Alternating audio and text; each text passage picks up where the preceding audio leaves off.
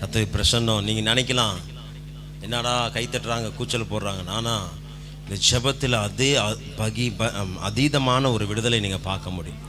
உங்களுடைய inner man, உள்ளார்ந்த மனுஷனில் நல்ல ஒரு ஃப்ரீடமை நீங்கள் உணர முடியும். ஆமென் சொல்லுங்களேன். உங்களுக்கு ஆமேன் இந்த ஆவில் நிரம்பி ஜெபிக்க தெரியல, அபிஷேகத்தை நிரம்ப முடியல அப்படின்னு யாரெல்லாம் நீங்கள் அதை குறித்ததான ஒரு சந்தேகங்கள் இருக்குன்னா நீங்கள் வந்து கேளுங்க. ஆமீன். ஆவில் நிரம்புது என்னது, ஏன் அந்நிய பாஷை பேசணும், அந்நிய பாஷை பேச ரொம்ப முக்கியமா அப்படின்லாம் கேள்வி இருந்துச்சுன்னா வந்து கேட்கணும். அல்லேலூயா. நீங்கள் கடைசி வரைக்கும் இந்த ஒரு காரியத்தில் நீங்கள் இல்லாமல் இருந்தீங்கன்னா உங்களுடைய கிறிஸ்தவ வாழ்க்கை ரொம்ப வந்து கஷ்டமாக இருக்கும். ஆமென் சொல்லுங்களேன். நீங்கள் வாழ்கிற ரொம்ப கஷ்டப்பட்டு வாழ்வீங்க. அழுதே வாழணும். அல்லேலூயா. அபிஷேகத்தில் எப்போ நீங்கள் தொடப்படுறீங்களோ நிரப்படுறீங்களோ அதில் வளரணும். ஆமென். அதை வாஞ்சிக்கணும்.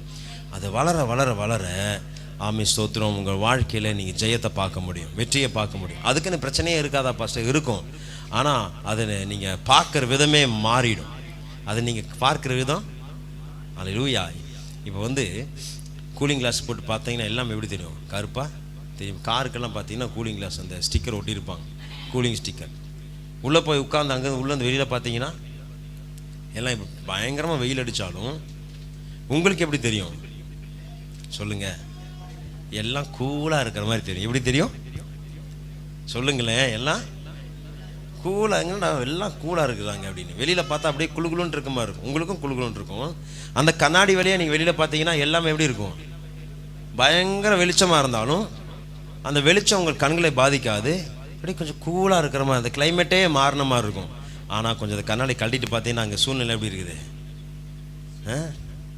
உச்சி வெயில் மண்டையை புழக்கிற மாதிரி இருக்குதா?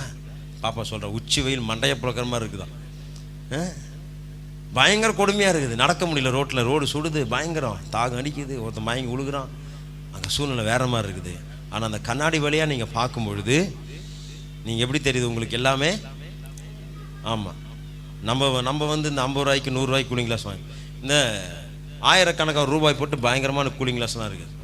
அதெல்லாம் நீங்கள் போட்டு பார்த்தாலே அப்படி ஒரு வித்தியாசமாக தெரியும். வேறு உலகமே அந்த வெளியில் பார்க்குற காட்சி ரொம்ப கூலிங்காக கண்ணுக்கு இதமாக தெரியும்.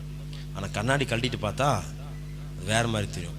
அப்போ ஆவியில் அபிஷேகத்தை நிறைஞ்சு நீங்கள் ஆராதிக்கிற ஒரு நபராக நீங்கள் மாறிட்டீங்கன்னா உங்கள் வாழ்க்கையில் இருக்கிற சூழ்நிலை அப்படியே தான் இருக்கும். ஆனால் நீங்கள் அதை பார்க்குற விதம் மாறிடும். கைகளை தட்டி கர்த்தருக்கு ஸ்தோத்திரம். அப்போ அப்படி நீங்கள் எப்படி நீங்கள் ஆவியில் நிரம்பி பார்க்குறீங்களோ கொஞ்ச நாளில் சூழ்நிலைன்னு அதே மாதிரி மாறிடும்.